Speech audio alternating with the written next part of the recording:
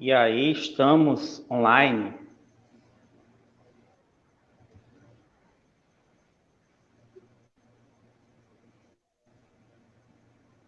Cadê? E aí, você tá conseguindo ver aí, Denu? Tá dando certo? Tá tudo travado. Nós estamos online. Boa noite, Júlio. Boa noite, Moreno. Olha, Boa noite, tô Denu. vendo aqui. Vamos. Deixa eu ver.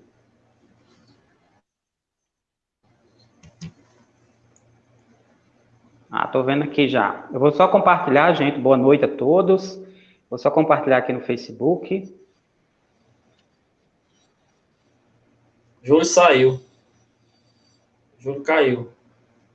Bom, o nosso apresentador saiu, né? Mas ele deve estar voltando. E boa noite, Moreno. Você é diretamente de Rio das Ostras, tudo bem? Boa noite, Denu. Como é que estamos aí? Como é que tá Natal? Tá frio? Tá quente? Como é que tá? Olha, Moreno, hoje está chovendo, né? Agora deu uma parada, pelo menos aqui na Zona Norte, onde eu moro, mas eu estava esperando nevar, né? De acordo com a fala do ministro, né? Estava esperando cair Pronto. uma neve aqui na. Voltei. Então, Certo. o nosso apresentador. Boa noite, Né? Júlio. Que Boa tal? noite, Denô Me diga, Ramos.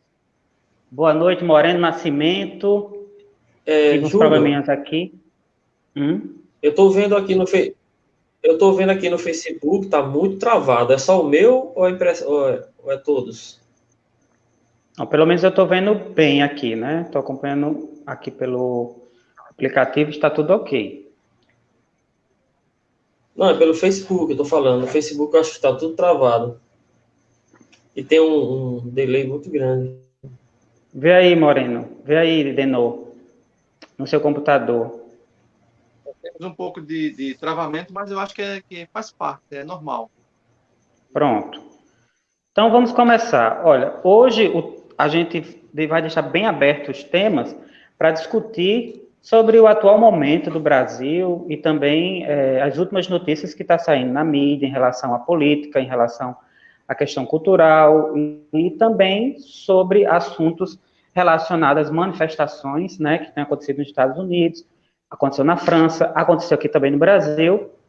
E nessa live a gente vai falar com Deno Ramos, que é jornalista, repórter, trabalha com o sindicato, né, o Sint, né, daqui. Ele faz lives semanais pelo sindicato. E temos também Moreno Nascimento, que é músico, compositor, cantor, percussionista e também é funcionário público e nas horas vagas, os dois também pesquisam, né? Pesquisa sobre política e também sobre a história em geral. E eu separei algumas coisas aqui. Eu vou começar com o Moreno, só perguntando uma coisa que também depois Denô pode comentar também. Nos últimos dias surgiu alguns movimentos contrários ao governo Bolsonaro, né? E a questão relacionada ao movimento que foi criado é o 70%, né? Nós somos 70%. E nisso entrou também algumas celebridades nesse movimento. Uma delas foi a apresentadora Xuxa Meneghel, que é uma das pessoas que não se denomina nem de esquerda nem de direita e fica à parte da política. E outro caso foi do Felipe Neto, que é o youtuber, né? E no Twitter dele, ele fez uma menção a Neymar, o jogador Neymar Júnior, pedindo para que ele se posicionasse em relação às questões de fascismo, de racismo e tal. E, de certa forma, ele se manifestou. E a pergunta que eu quero fazer é o seguinte: como é que vocês veem, começando por Moreno Nascimento na questão da cultura, como é que vocês veem assim, artistas tendo como até viés, né, da arte mesmo de se manifestar, como é que você vê que os artistas interajam mais com a política, tomando realmente partido de algo, né, que eles achem necessário ou achem válido? Como é que vocês analisam essa forma? Os artistas, eles... Porque eu pergunto isso porque a gente vê muitos sertanejos, muitos cantores que têm um auge, né, tem um alcance muito grande de pessoas para sua... De fãs, mas eles não o mundo está acabando e eles não comentam nada, não entram nessa discussão. Como é que vocês veem essa questão? Boa noite, né? Boa noite a todos aí. Se puderem, compartilhar aí a nossa conversa, vai ser bem interessante. Como eu vejo essa questão é o seguinte, se você for analisar, cada artista tem o seu público e o seu nicho. E com relação ao posicionamento cultural de cada um deles, né, eu penso que existem aqueles que são de massa, né, que são sertanejos, que estão ali com aquele público que a maior parte do seu público é o eleitor do Bolsonaro, né, tem muita gente que vota no Bolsonaro, por exemplo, e essa galera teme se posicionar pelo simples fato de isso prejudicar a sua carreira, né, em redes sociais e na carreira profissional. Mas a gente sabe que a cultura para esse governo, né, ela está bem dividida. Então, eu sempre falo isso. Antes de falar, de me questionar, eu me pergunto, o que é cultura para esse governo?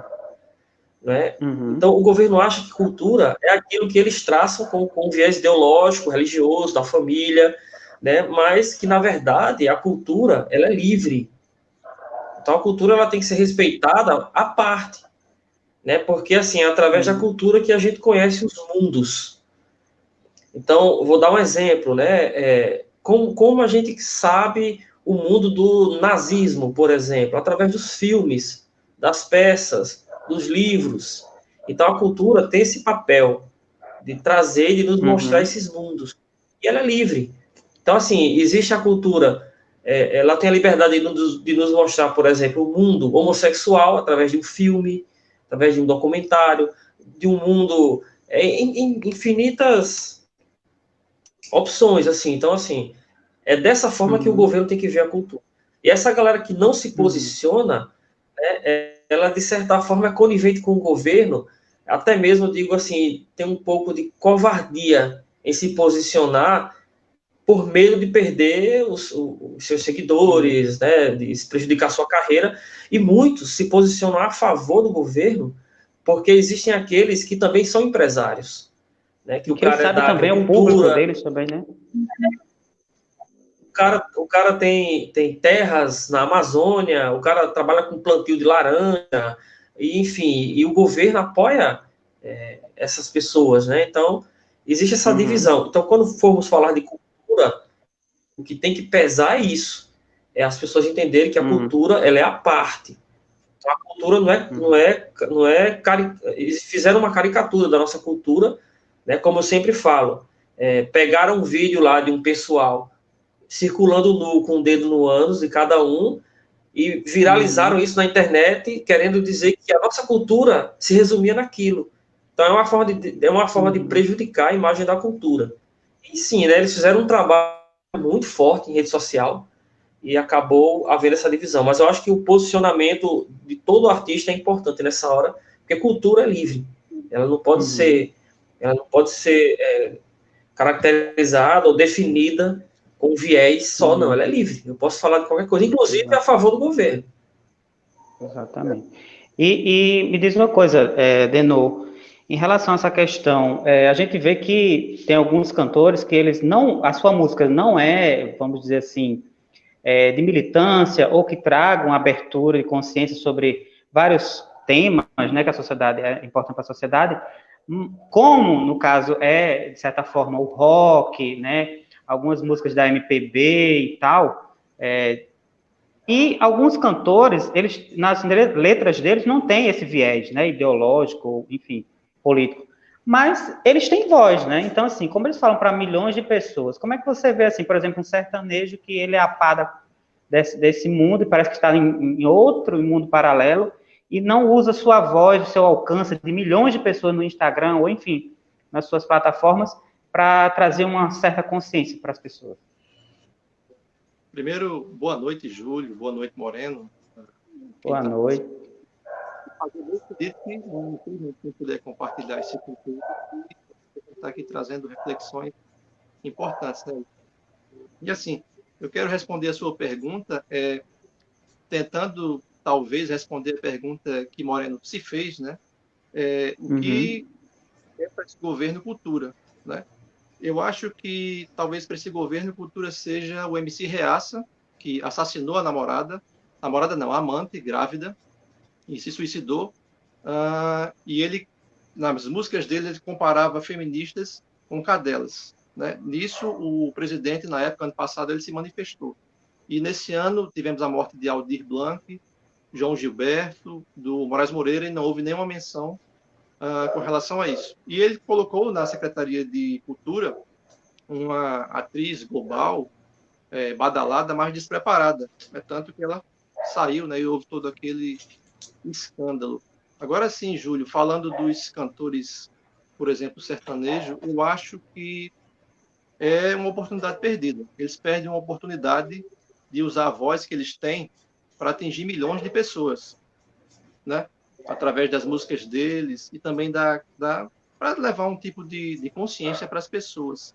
Mais uma coisa que eu percebo, né, que a gente percebe talvez, é que muitos sertanejos não têm um preparo político, não têm um preparo intelectual para compreender o papel que eles têm quanto artista, né? Muitos são só pessoas que entretêm as outras, eles não conseguem que as pessoas reflitam, sabe?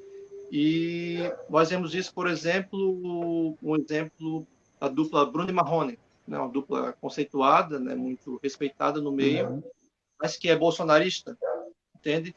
E tem outra coisa também, Moreno, é que eu me pergunto se o público estaria preparado para esse tipo de reflexão, sabe? Caso um artista dessa linha, ele trouxesse algum tipo de reflexão.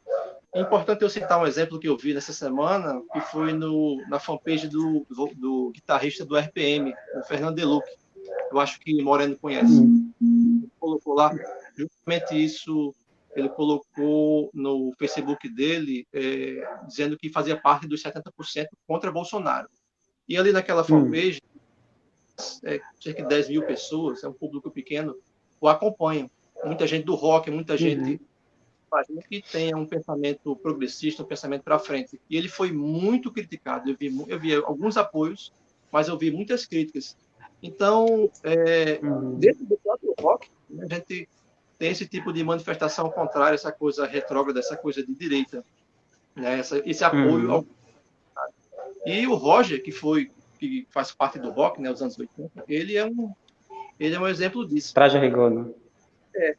Do traje a rigor. E tem essa questão também que muitos não o fazem por medo de perder público, né, de se manifestar ou de falar a favor do governo ou de falar contra, de qualquer governo que seja. Um exemplo que eu posso trazer aqui para vocês, que é um cantor que eu admiro, vocês sabem disso, que é o Roberto Carlos. O Roberto Carlos, ele nunca, jamais, ele se admira não, você é fãzaço. Pois é. Inclusive tem um disco dele aqui, não sei se vocês conseguem ver aqui. Depois mostra aí pra gente qual é o disco da sua coleção que você mais gosta. Pois é, esse aqui é o disco de 72, enfim. E ele nunca se posicionou nem mesmo na época da ditadura. Eu sei que não é a linha dele, é uma música romântica, mas eu acho que ele não faz uma música política, né, não segue essa linha. Eu acho que, quando perguntado, ele sempre fugiu disso, né? Quando perguntado, ele pode falar, mas partido, quando nós tomamos parte de alguma coisa, nós estamos, de certa forma, desagradando alguém. O fato de nós estarmos aqui hoje, conversando, tem pessoas que podem estar assistindo e não concordam conosco, né? Na nossa própria família, por exemplo, algum tipo de divergência. Exatamente. Né? Quem apoia um governo, quem apoia outro, e esse tipo de situação acontece. Mas eu acho que é por aí. Eu não sei se eu falei demais, Júlio, mas acho que essa é a linha. Não, tudo bem. Não, você trouxe bastante elucidação em relação à questão de como eles têm, né, alguns cantores. Eu coloquei sertanejo, mas não taxando o sertanejo, mas alguns da música, como funk, enfim, de outros ritmos também, que eles não se posicionam, né? Um exemplo de que está tomando consciência do que é política a funkeira Anitta, né? Que está tendo aulas periodicamente com a jornalista da antiga, ela era da CNN, agora não é mais, eu não sei, e ela está tendo esse conhecimento, exatamente, está tendo esse conhecimento agora, e a gente vê que tem uma certa deficiência disso em alguns cantores e tal, mas sempre é bom, né, pegar esse tempo da quarentena agora que não está fazendo muito show, e também passar para as pessoas, né, uma consciência sobre política, porque é importante, né. E falando sobre política ainda, que é um tema bem importante, hoje saiu uma pesquisa do Poder 360, em que coloca, né, em prova, em pesquisa, em debate, a discussão sobre o mandato de Bolsonaro, né, a sua relevância, como é que está sendo levado.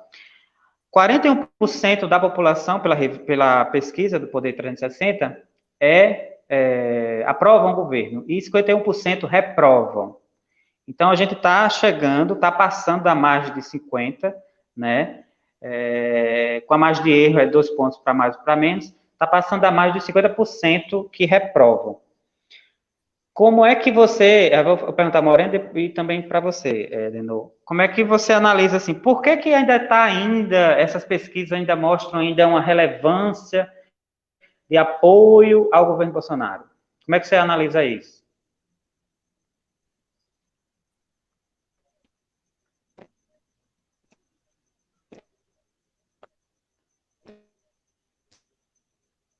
Está com algum A problema? pessoa meio travou. O microfone do Moreno está desligado. O microfone de Moreno está desligado. Então, Denô, você pode ir falando enquanto ele resolve. Ah, já resolveu? Resolveu? Pronto. Então, vocês estão me ouvindo? Tá bom? Estamos ouvindo, então, estamos ouvindo. Como eu estava falando, a política, né, a eleição, ela foi dividida. Ela foi dividida entre os eleitores do Bolsonaro, os eleitores do Haddad, e quem não queria o Bolsonaro e nem o Haddad. Então, quando a gente fala nesses percentuais, né, a impressão que dá...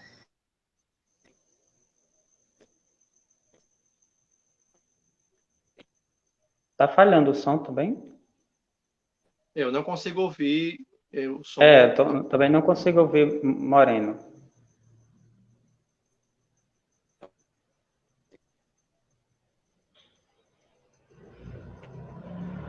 Tenta tirar, Moreno, o fone e falar pelo microfone. Pausou agora o som. E agora? Tá me ouvindo? Voltou. Isso, estamos ouvindo. Voltou? Deveria ser isso. Então, como eu estava falando, vocês estão me ouvindo, né? Estamos. Pronto. Como eu estava falando, a impressão que dá com esses percentuais que Júlio mencionou aí é que dos 220 milhões de habitantes, a metade, né, dessa galera não quer o Bolsonaro e quase a metade quer... Não. A gente tem que frisar o seguinte, o Bolsonaro foi eleito com 57 milhões de votos. Mais ou menos um quarto da...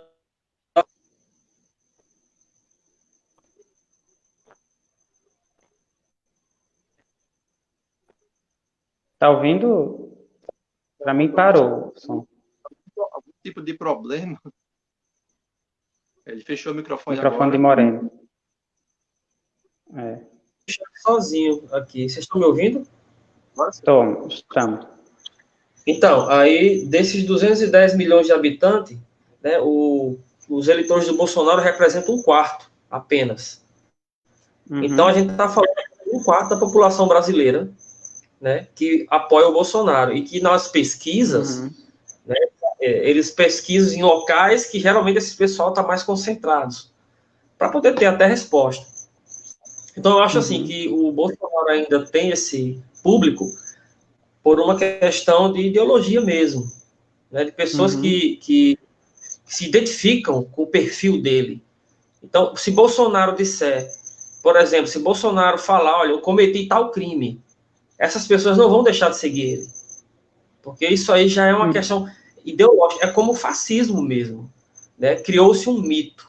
Ele criou uma imagem de Deus para essas pessoas e ele é um Deus. Então as pessoas estão totalmente enganadas assim em defendê-lo com unhas e dentes, porque político não se defende com unhas e dentes. A gente cobra, né? Então esse é o problema, né? Na hora que a gente faz as pesquisas, a gente tem esse quarto da população que votou no Bolsonaro, não é?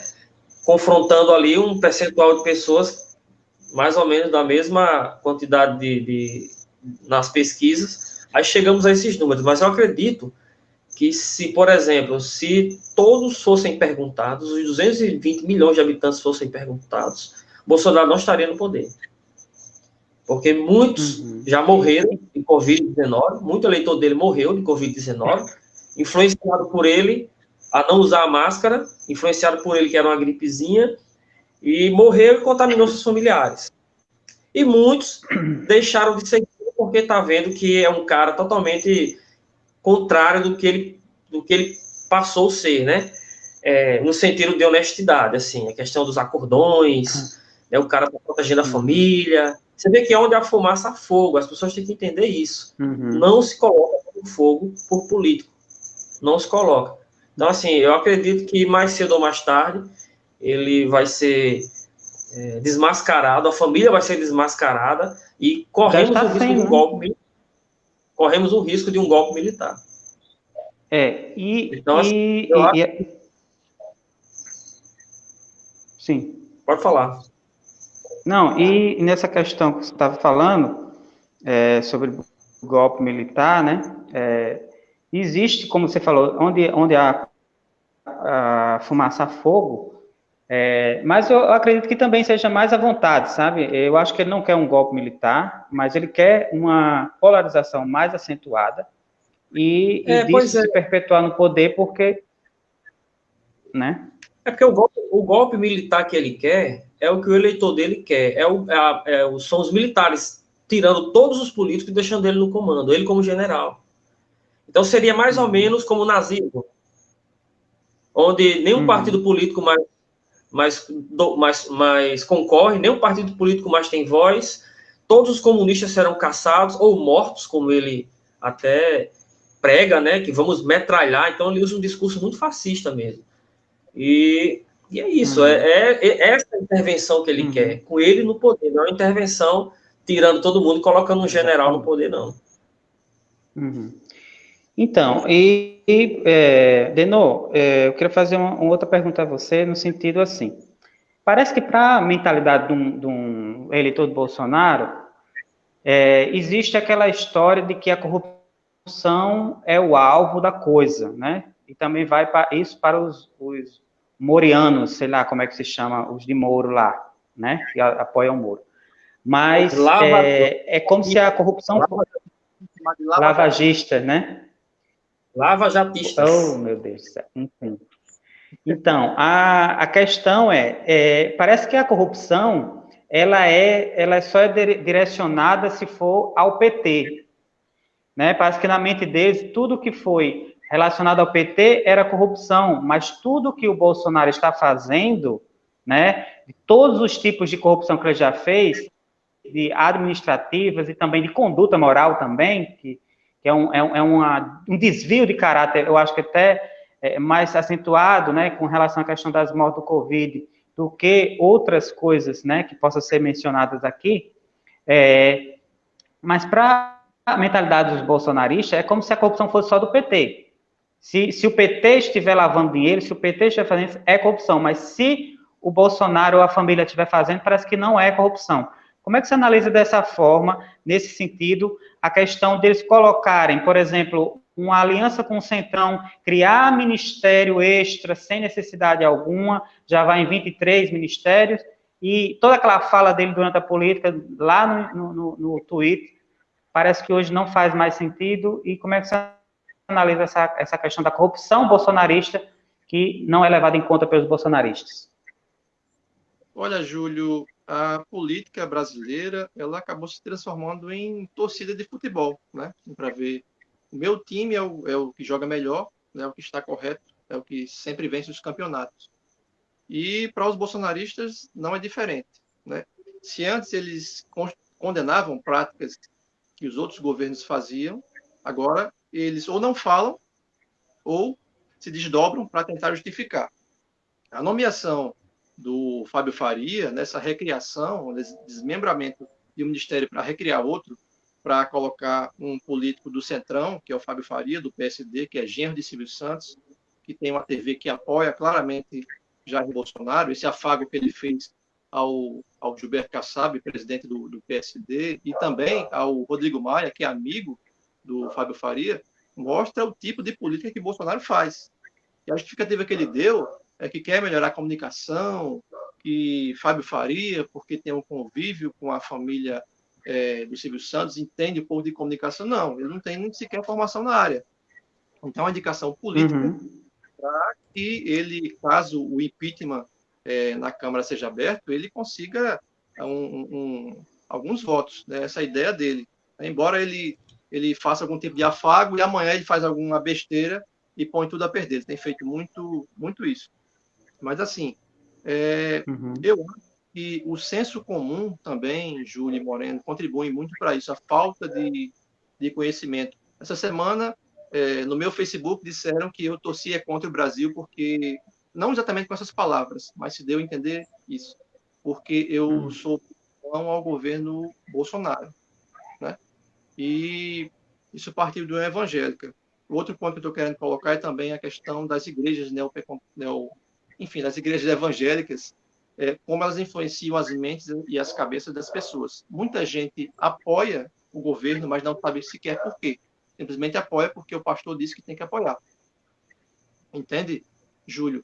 E, claramente, o governo Bolsonaro ele está tentando proteger os filhos dele, tentando interferir na Polícia Federal, tentando fazer com que a Polícia Federal persiga os seus opositores, inclusive essa operação dos governos, aí, sobretudo o governo do Rio de Janeiro, deixa isso bem claro. Não estou dizendo aqui que o governador do Rio de Janeiro é inocente, não sabemos ainda, a polícia tem que investigar. Mas o que ele está tentando fazer é tornar a polícia de Estado, a polícia jurídica, que é a Polícia Federal, em uma polícia de governo, para combater os seus inimigos. Mas assim, Júlio, é difícil responder essa pergunta, porque por mais que você apresente argumentos para quem votou no Bolsonaro, muitos não se convencem. A gente, Exatamente. Agora na pandemia, a negação dos números, né, da quantidade de mortos, de casos, que isso que a mídia é comunista, né, que a imprensa está criando esse vírus, que ele não é tão letal assim. Então, eu vejo mais como uma questão de fanatismo. E muitas vezes existe também do nosso lado. Né, com certeza. Do campo da esquerda também, que eu questiono, que eu não concordo. Então, está muito dentro do senso comum, da ausência do conhecimento e do fanatismo também. Eu acho que é nessa linha. E até pegando um gancho na sua pergunta aí sobre a esquerda, na sua resposta, fazer uma pergunta em relação à questão da esquerda mesmo, né? Você também pode falar, Moreno, sobre relação a esse manifesto, o manifesto Juntos, em que o ex-presidente Lula não assina porque estaria, segundo ele, né, segundo foi divulgado, Michel Temer, né, ex-presidente, e o FHC. Como é que você analisa essa questão? Acho que é bobeira também, como disse o FHC, bobeira o Lula não assinar isso? Para mim, essa pergunta, Júlio? Pode ser, para você, para Moreno. Vai, não, passa a palavra. Tá, ok, Moreno. Olha, eu entendo as razões, os motivos de Lula não querer assinar o manifesto. É perfeitamente compreensível. Sobretudo, né, que se fez de 2016 para cá, com o golpe que aconteceu para derrubar o governo Dilma. Mas, eu quero responder a sua pergunta puxando exemplos do passado. Em 1967, o Brasil passava por uma ditadura militar, né, mais uma. E naquele momento, se tentou criar a Frente Ampla, que reunia Carlos Lacerda, político e jornalista, quem não conhece, pesquise, que foi uma figura importante, João Goulart, que foi derrubado pelos militares, e JK, Juscelino Kubitschek. Os três se uniram na tentativa de combater a ditadura. João Goulart foi derrubado pelos militares com apoio do Carlos Lacerda. JK foi convencido a votar no Castelo Branco em abril, naquela farsa, naquela eleição que conduziu o Castelo Branco a ser o primeiro presidente do regime do governo militar, né, de 64 até 85, e mesmo assim, apesar de tudo isso, eles esqueceram as diferenças e se uniram em prol de um objetivo, embora a ditadura tenha lá sufocado e acabou com a Frente Ampla. Eles perderam os direitos políticos e, 11 anos depois, morreram em meses, né? Uma questão de pouco tempo, né? Uma distância de meses. Quero puxar um outro exemplo também de Luiz Carlos Prestes, que foi comunista, né? Era do Partido Comunista, e teve a esposa dele presa, a judia Olga Benário, e foi presa na época da ditadura do Estado Novo, de Getúlio Vargas, né? Na época do DIP, e ela foi enviada para campo de concentração e foi assassinada lá pelos nazistas. E ele passou 9 anos preso. Quando ele saiu da cadeia, em 44, ele declarou apoio a Getúlio. E naquela época ninguém entendeu nada. Como é que você vai apoiar alguém que autorizou, né, que conduziu a sua esposa, né, para a morte num campo nazista? E ele disse, eu fiz isso, esqueci as divergências pessoais, pensando no bem maior e combater o mal maior naquele momento, que era o nazismo. Então, eu acho que é isso. Exatamente. Eu acho que a política, muitas vezes, ela faz esse tipo de coisa. O momento que a gente está vivendo é atípico e é muito grave. Bolsonaro, ele é incompatível com a ditadura. Não é só questão da gente discordar dele, da política dele. A ideia dele é dar um golpe, tá? E, quem sabe, restaurar o império, né? Onde ele vai passar para os filhos dele o governo, o poder. Então, eu acho que, nesse momento, cabe união. Agora, com ressalvas, e que são aliados. Aliados não são amigos, são aliados, às vezes, de ocasião. Mas, lembrando que eu entendo os motivos que Lula apresentou. E no caso de Lula, o sentido dele também ter sido uma das pessoas que foram presas e interpretar isso como sendo um golpe traçado por Temer, por toda o PSDB, né? Também, através do Aécio e tal, e aí realmente dá um travamento por ter passado por tudo isso e ainda ter que se unir. Mas existe, como você falou, uma situação que precisa dessa união, precisa dessa força conjunta para não acontecer algo pior. Então, eu também entendo dessa forma. Eu queria só ver aí de vocês as redes sociais, que eu não estou tendo como ver o Facebook, como é que tá, se está tudo bem, se alguém está falando do som, de alguma coisa, fazendo alguma pergunta. Já estamos na metade do tempo da nossa live. E eu queria, além de continuar ainda com política, pelo seguinte, porque é vasto, hoje a gente sabe que é vasto a quantidade de coisas que vem acontecendo na política. Uma delas também é a grande possibilidade de, através do Supremo, acontecer a queda do Jair Bolsonaro, porque ele está envolvido no escândalo do fake news, né? No escândalo do fake news, esse inquérito está rolando, e existem algumas provas que o Moraes está vendo, né? Está colhendo, para que exista realmente um veredito nos próximos dias, nas próximas semanas, nos próximos meses, ninguém sabe, sobre a questão do fake news que vem desde a campanha. Aí eu pergunto para Moreno, você acha que com essa atual conjuntura, né, sobre a Câmara, com Maia, com Centrão, você acha que é possível não ser pelo impeachment e ser através de uma cassação da chapa? É possível mesmo? Porque, assim, a gente também tem que analisar que, de certa forma, por mais que seja justiça, e a gente sabe que durante a campanha que Lula não foi candidato, existe também a questão de ser político essa prisão do Lula, né, a Lava Jato e pelo Moro. A questão de um processo estar no Supremo também, já que é com o Supremo com tudo, né, como diz lá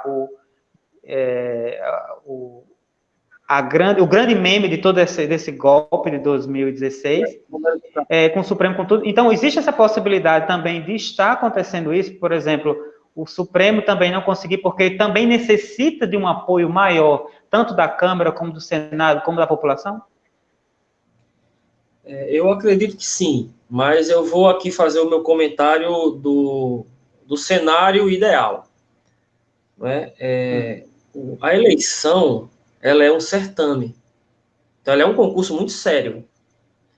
Então, imagina só, se tá eu e você, Júlio, concorrendo a uma vaga sobre voto. Aí são 50 pessoas para votar. Aí, escondidamente, né, algum empresário vai, eu não estou sabendo disso, mas vem um empresário e compra 25 votos. Compra com dinheiro, 25 votos. Para que eu ganhe. Aí eu ganho uns 50 votos, 100% dos votos você com nenhum. É justo? A eleição é justa? De forma alguma, tem que ser anulada. Então, isso é que as pessoas devem entender. Que independente se Bolsonaro comprou ou não, mas houve um sistema complexo com esse fim, com esse objetivo. Qual foi o objetivo desse sistema complexo? Vamos prejudicar, vamos caluniar, vamos difamar o concorrente, o candidato, porque quanto mais fizermos isso, menos voto, né, ele vai ter. Então, assim, vamos ganhá-lo, vamos ganhar o eleitorado dele através da mentira. E é uma estratégia que funciona. Porque funcionou. Né? Funcionou na Segunda Guerra, e quem usar essa estratégia vai se beneficiar. Então, é isso que eu estou dizendo. Esse seria o cenário ideal. Anular o certame, porque houve irregularidade. Existia um processo, existia um sistema, não é eu e você divulgando mentira. É uma rede de robôs complexa, com milhares e milhares de calúnias ao mesmo tempo, durante 2 anos. E isso, com certeza, essas pessoas que odeiam o PT, né, foram contaminadas com essas fake news, porque a pessoa tem o direito de não gostar do PT. Isso é democrático. Não gosta. Mas odiar, ao ponto de querer a morte de um petista. Então, você vê que é um recurso utilizado em décadas passadas, em séculos passados, que hoje foi utilizado hoje e que funciona. Então, a situação ideal seria rever isso. Mas, como você bem falou, a situação atual, né, o mundo real, é com o Supremo com tudo. Isso não vai dar nada. Porque o Bolsonaro, ele, como militar, ele tem essas estratégias toscas de guerra. Porque o militar, ele pensa assim, guerra é guerra. O importante é que eu ganhe, não importa como vai ser a batalha. Então, aí cria-se estratégias esdrúxulas de inventar mentiras, né, entre outras estratégias que são estratégias militares mesmo, que funciona. Né? Não adianta dizer, por exemplo, se eu criticar como foi que o valendo PT... tudo, né? Se eu criticar que a campanha que o PT fez foi errada, e alguém falar, não foi errado, não foi, que não funcionou. Foi tão errada que está aí o resultado. Então não adianta a gente criar coisas fictícias. Vamos jogar com o que está na mesa. Não funcionou. Eles utilizaram uma estratégia de caráter fascista mesmo. Né? Se você pegar a história da Segunda Guerra, foi feita da mesma forma para o Hitler assumir o poder, e o nazismo dominar. Do mesmo jeito, não tinha internet. Mas tinha jornais, rádios. O Goebbels, né, que era o responsável pela comunicação, ele fez um trabalho com mentiras.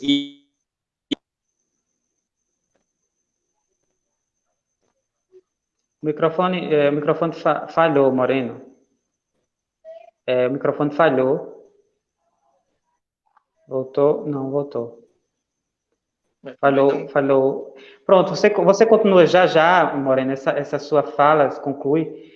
Enquanto isso, eu vou pegar o mesmo gancho com Denot em relação à questão fake news. Hoje, o que a gente vê com fake news é que existe uma grande manipulação das informações, né?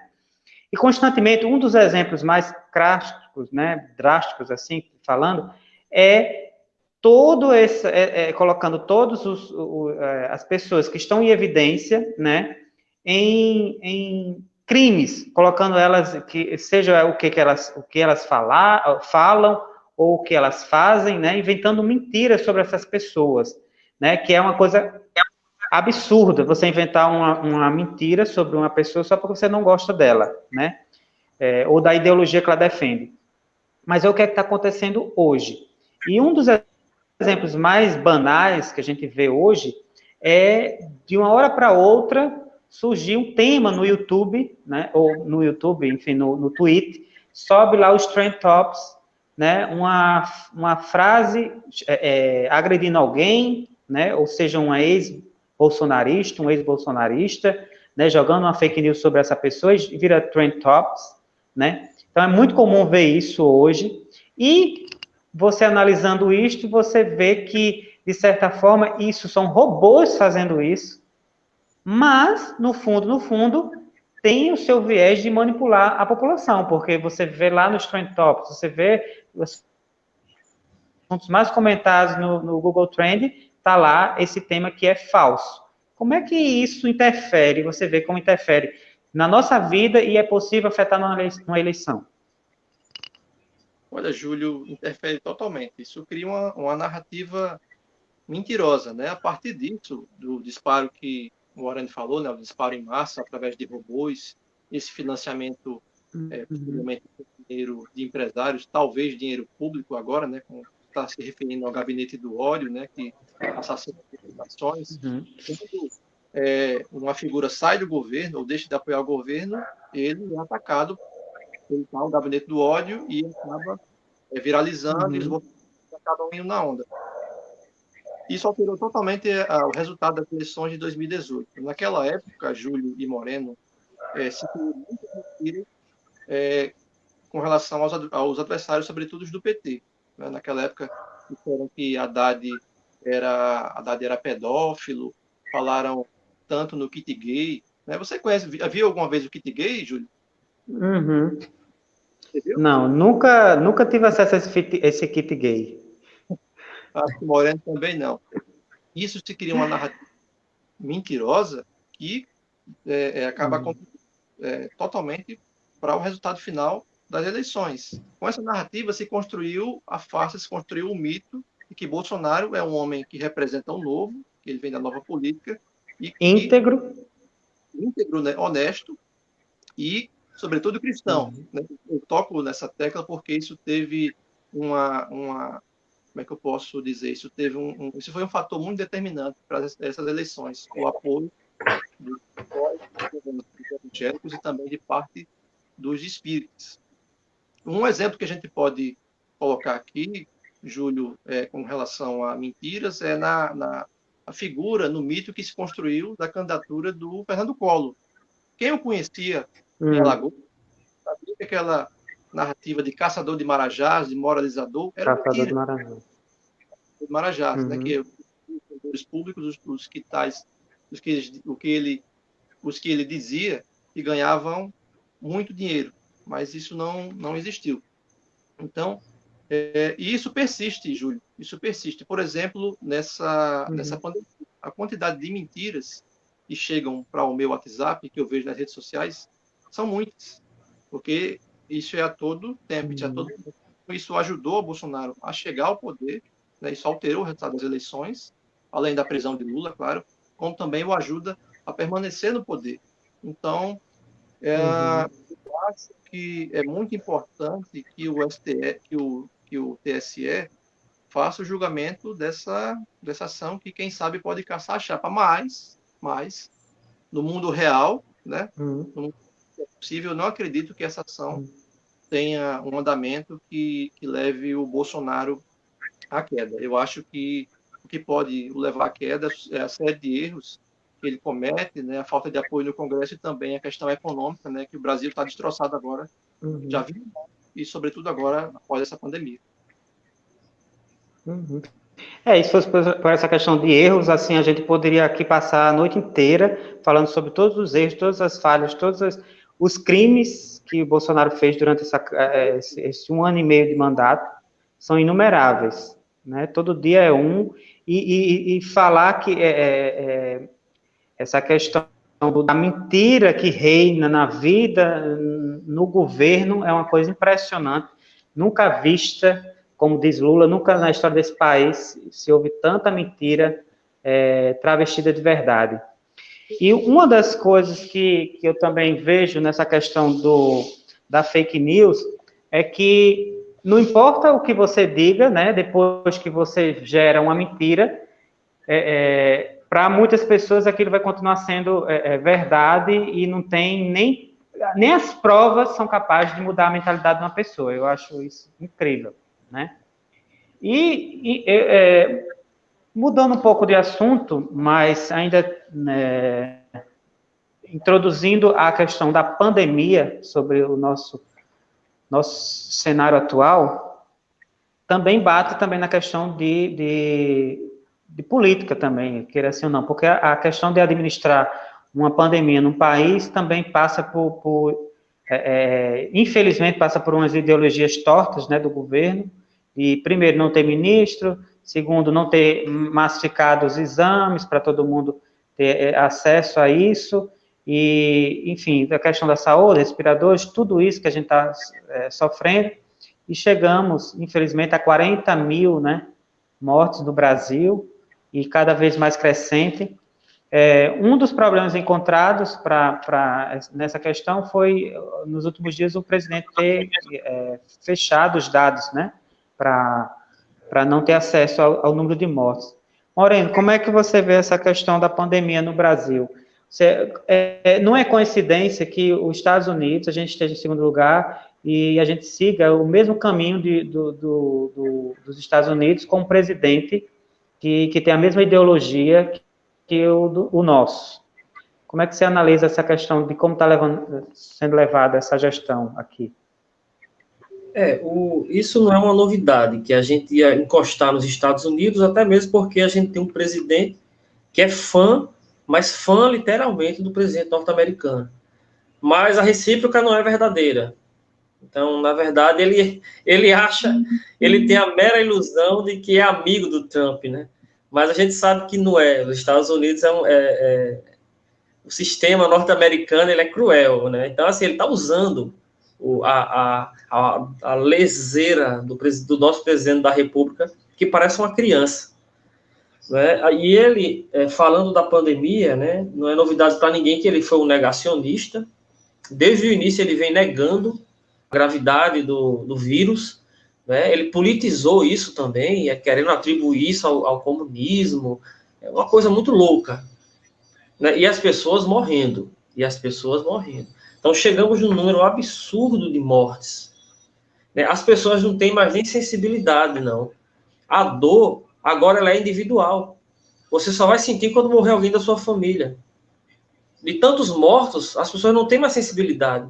Então, a gente vê discussões absurdas nas ruas de pessoas, por exemplo, fazendo piada com caixões. E, assim, isso tudo motivado pela reação inicial do nosso presidente da República, né? Quantos e quantas não usam máscaras, acham que é um problema leve, né? Acham que foi atleta, não vai se contaminar, e que morreram. Muitos. Uhum. Então, eu acho assim, nunca teve uma quarentena que preste, motivada por isso, por essas questões políticas. Nunca teve. Uhum. E no momento que a gente está no pico da pandemia, o governo já está falando em abrir o comércio. Mas outros países abriram, mas nenhum país chegou a abrir no pico. Então, eu acho que desde o início fizemos errado, né? Aí também tem a questão da corrupção. Eu acredito que algumas pessoas se aproveitam da calamidade pública para atrair mais verbas, mas devemos ter muito cuidado com isso. Por quê? Porque nem todo mundo faz isso. E no momento de desespero, alguns acabaram comprando realmente coisas caras, porque eles queriam o objeto, porque pessoas estavam morrendo. Então, tem que ser muito bem analisado, muito bem investigado, porque às vezes né, essa sede política nos leva a julgar. Mas eu acho assim, a vida ela tem que estar em primeiro lugar. Então, era para desde o início o governo só falar nessa crise, a pandemia, controlar. Depois que acabar com isso, aí começariam os assuntos políticos. Fez totalmente ao contrário, né? Mas não foi o que aconteceu, né? Até hoje ele não está nem aí. Então, é lastimável. Foi totalmente ao contrário, é como se fosse jogando contra, né? Aí, como Denot tinha falado, que uma evangélica falou para ele, que ele estava contra o país, mas o presidente está contra o país. E como você falou, Moreno, dizendo que ele se comporta como uma criança com o Trump, eu já acho diferente. Eu já acho que ele faz uma coligação com o Trump de forma de ser um bichinho domável do presidente americano. Eu não acho que ele seja bobinho de achar que Trump seja amiguinho dele e ele se iluda com isso, não. Vamos ter a ideia de que para Bolsonaro chegar até a presidência, houve um acordo com o Supremo, houve um acordo com tudo para que seja destituído Dilma em 2016 e, com certeza, tem interferência dos Estados Unidos nisso. Então, eu não acredito que Bolsonaro seja idiota ao ponto de achar que Trump seja amiguinho, mas ele deve sim ter as suas recompensas guardadas em apoiar e seguir à risca todos os mandos do presidente americano, entendeu? Então, eu vejo dessa forma e para mim é nítido isso. Ele quer agradar, na realidade, ele quer sair na foto, aquela foto de aniversário, ele quer sair do lado ali. Né? E dentre as maiores potências, e ele tem o mesmo viés ideológico do Donald Trump. Então, eles comungam entre si nas ideias, mas o Bolsonaro ainda consegue ser mais louco. É uma lástima. E agora falando com o Denot, sobre essa questão do pós-pandemia. É utópico a gente também fazer suposições de como será, o novo normal, não sei o quê, toda essa discussão, mas, de certa forma, a gente também pode ver o que é mais palpável de mudança, né? Fazendo suposições mesmo, assim, a gente não tem bola de cristal para saber, mas como a gente analisa também como a nossa situação está na quarentena, então a gente pode também analisar de como talvez essa quarentena ela pode mudar a nossa vida meio que a longo prazo ou a médio prazo. Em relação à questão, por exemplo, nessa pandemia nós estamos de quarentena e muitas coisas mudaram. Uma das coisas foi a forma da gente trabalhar. Você, de certa forma, fazia live dentro de um estúdio, né, lá da Mais, vídeo, tarará, e hoje você já faz de casa, já tenta fazer de outra forma, por quê? Porque estamos dentro da quarentena. Da mesma forma, Moreno trabalhava externo, e agora, de certa forma, está trabalhando interno, em casa e tal. Como é que você vê depois dessa pandemia, depois da quarentena? Será que algumas coisas ainda vai continuar como nós estamos hoje? Esse receio também, depois de passar algum tempo de usar máscara, essas coisas todas que estão afligindo a gente agora, será que vai perdurar? E como é que vai ser essa questão também do trabalho, né? Será que a autonomia do funcionário também vai ser maior, tendo em vista que ele pode também trabalhar em casa, enfim? Você acredita nisso? Olha, Júlio, para as pessoas que têm consciência agora durante a quarentena, estão mantendo o distanciamento social, quando se disser que o pico diminuiu, né, que menos pessoas estão morrendo, menos pessoas estão sendo infectadas, a gente não vai no outro dia para a rua, né? Isso é impensável. A gente não vai deixar de usar máscara, a gente não vai levar uma vida social como se nada tivesse acontecido. Isso vai levar um tempo, isso é uma coisa gradual, né, até essa retomada. Agora, para as pessoas que estão levando a vida normalmente, como, por exemplo, muita gente aqui no meu bairro, eu não sei aí onde vocês estão, eu acho que nada vai mudar. Então, eu acho que a forma, inclusive, das relações das pessoas, né, as pessoas vão ter receio, né, ao menos parte dela, de manter contato.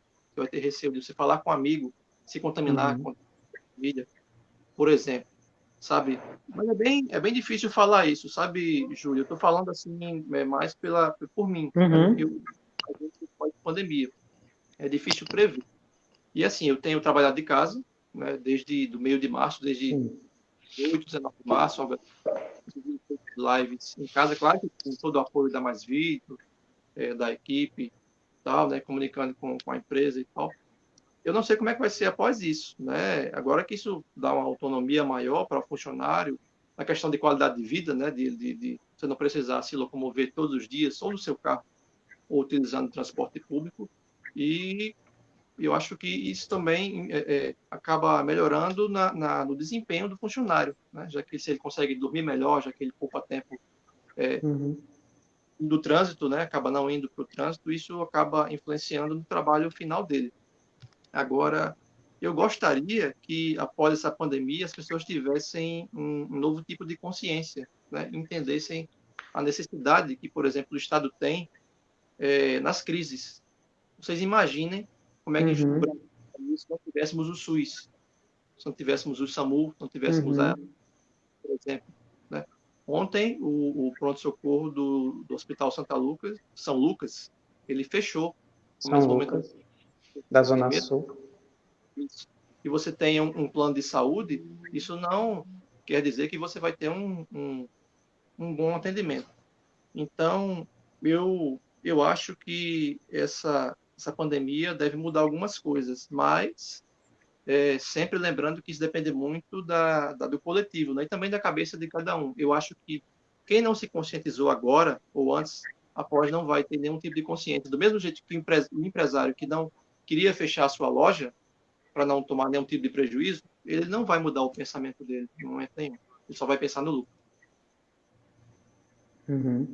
E uma coisa que você falou, lembrei de uma fala infeliz do presidente Lula, ex-presidente Lula, falando sobre ainda bem que o coronavírus veio para trazer essa consciência que o Estado precisa ser maior do que, enfim, foi uma frase infeliz, né, que por mim foi tida como insensata, mas tem o seu viés de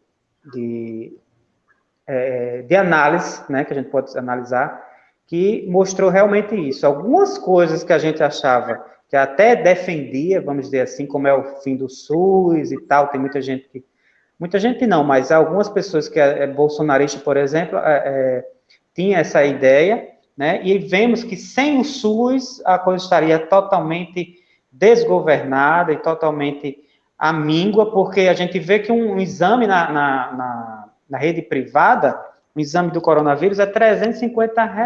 Então, assim, jamais uma pessoa que não tem condições, que está recebendo R$ 600 de auxílio do governo, ia ter como pagar um exame para saber se estava com a doença. Então, é utópico isso, né? Tem muitos temas Complementar para a aí, gente falar, mas já vai fazer 1 hora já, né? só para complementar o que Júlio está dizendo aí, a Sim, gente sim. aprendeu também, a gente aprendeu também que em época de crise, Estado mínimo não funciona. O Estado mínimo não Exatamente. funciona. Que é isso que o Então, presidente quis falar, não é? quem está salvando o país é o SUS. Quem está controlando o preço dos combustíveis é a Petrobras.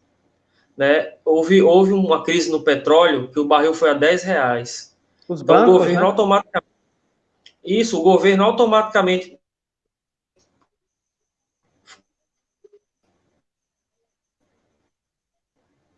Moreno? Isso, o governo automaticamente foi na Petrobras e Uhum. solicitou que eles aumentassem os bancos, né? Os bancos que assumiram essa questão do auxílio emergencial, a saúde, a própria Uhum. educação. Então, assim, o Estado mínimo não funciona em época de crise. Se o nosso Estado fosse mínimo, estaríamos ferrados. Olha só, gente, uma coisa que eu me esqueci de falar, eu Uhum. queria, só para complementar, que nesse momento, em momentos como esse, que a gente percebe a importância de cada trabalhador, cada um na sua É, função.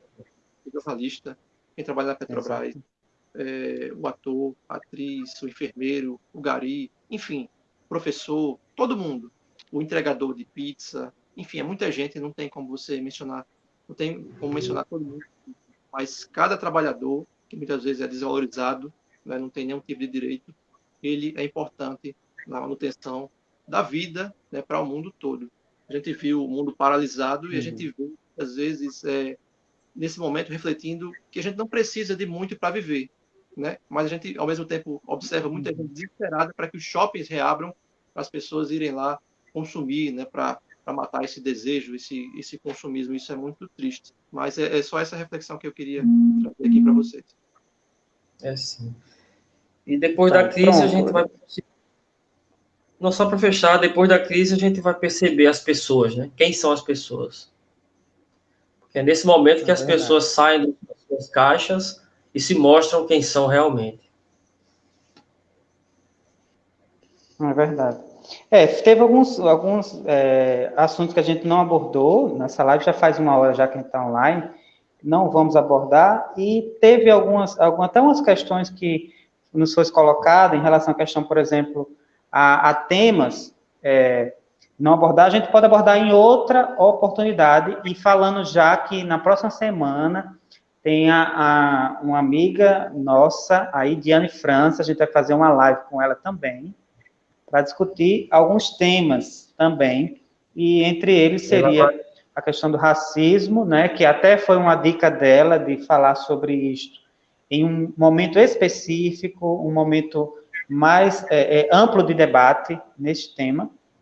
Então, a próxima live da próxima semana vai ser na quinta-feira também, nesse mesmo horário, e com a Idiane França.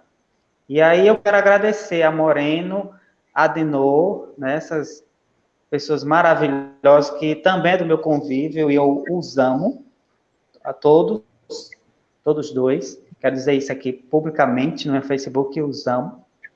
E eu quero agradecer a todo mundo, que eu não tive como ver aqui, porque eu estou só com o celular, não estou com o computador aqui, não tive como ver como é que está aí os comentários, como é que quem entrou, quem saiu, enfim. Mas quero agradecer a todo mundo e dizer que essa live também eu vou colocar no meu canal no YouTube. E aí quem não viu aqui pode ver por aqui ou pode ver pelo YouTube. Maravilha. Muito obrigado. Querem fazer as considerações finais, Enô, Moreno? Sim, eu quero... Eu queria... Pode falar, Denô. Obrigado, Moreno. Quero agradecer a você, Moreno, agradecer a você, Júlio, pela condução. E quero mandar um abraço, eu vi aqui o pessoal mandando nos comentários, meu amigo Antônio Júnior Bizunga, meu amigo, colega de trabalho, Mark Nilson Barbosa, e também o meu amigo Eduardo Moura, que comentou aqui, e também a Solange Soares, né, nossa amiga Sol, que também entrou. E agora um comentário da Idiane, que você mencionou há pouco, ela disse que a gente arrasou aqui. Um abração para vocês, Idiane. E é isso. Um abraço a quem nos assistiu e obrigado. Eu quero agradecer também a vocês pela voz, né? Porque a gente sabe que em momentos como esse, cada voz ela é importante, assim. Então, as vozes, ela não tem cor. Então, se colocar todo mundo no escuro total e todo mundo gritar com a mesma força pelo mesmo ideal, ninguém vai saber se quem gritou é uma etnia X, Y, Z, não. Então, as vozes, elas são importantes. Então, as bandeiras que a gente tem que levantar essas bandeiras antirracista, antifascista, antimachista, um bocado de ista que faz muito mal. Então, essas vozes, elas são importantes, as nossas vozes, todas as vozes. E o que eu quero, a reflexão que eu deixo é que a gente tome muito cuidado, sabe? Tome muito cuidado com o que escuta, porque às vezes um orador ele fala com tanto ódio e alguém diz, não, mas ele só falou isso da boca para fora. Mas sempre tem uma pessoa lunática que vai escutar aquilo ali e vai pegar como uma verdade absoluta. Vai fazer um mal a alguém, entendeu? Vai metralhar alguém, vai matar alguém. E é isso que a gente tem que ter muito cuidado com essas pessoas que escutam isso e não filtram. E não achar que é só da boca para fora, não. É temer mesmo. Só isso. É verdade. Pois, muito obrigado a todos, obrigado mais uma vez e até a próxima semana. Tchau. Tchau.